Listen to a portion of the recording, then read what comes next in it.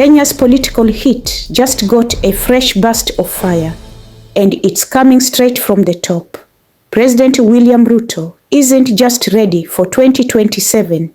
He says he's already prepared to crush, or in his own bold words, Nitawakaranga, any opposition alliance that tries to stand in his way. Yes, you heard that right. The head of state didn't mince his words. He stood tall, full of confidence, and declared that no matter who joins hands, whether it's Raila, Kalonzo, or anyone else, he is more than ready for the political battle ahead. If they try to unite, I'll still fry them. There's nothing to fear.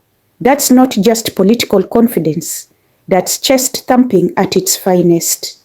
And it tells us something important. Ruto is not playing defense. He's charging forward. Now, this bold statement didn't come out of the blue. It lands right in the middle of speculation that opposition heavyweights may be working behind the scenes to create a super alliance to challenge Ruto's Kenya Kwanza administration in the next general election. But Ruto, he seems completely unfazed. In fact, he seems to welcome the fight. Let's talk strategy for a second.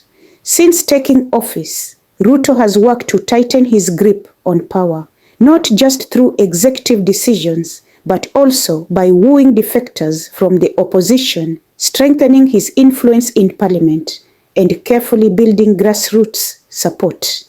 He's been on a nationwide charm offensive, from the coastal regions to the Rift Valley to central Kenya. His message, I'm working, I am delivering, and I'm not afraid.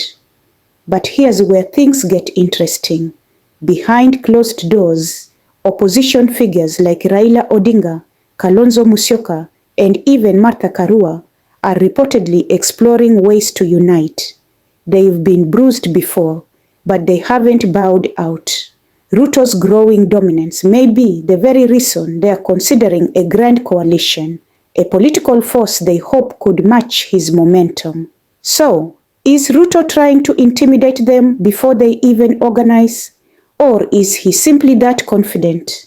Ruto has strong confidence, but politics changes very fast. If Raila and Kalonzo join forces, Ruto should not underestimate them. Let's be real. Politics in Kenya is never predictable. Alliances are made and broken overnight. Voters shift moods. Leaders switch sides. And history has shown us, being on top today doesn't guarantee tomorrow's win. But if there's one thing we can take from Ruto's Nitawakaranga comment, it's this. He wants Kenyans to know he's not just watching from State House, he's already campaigning.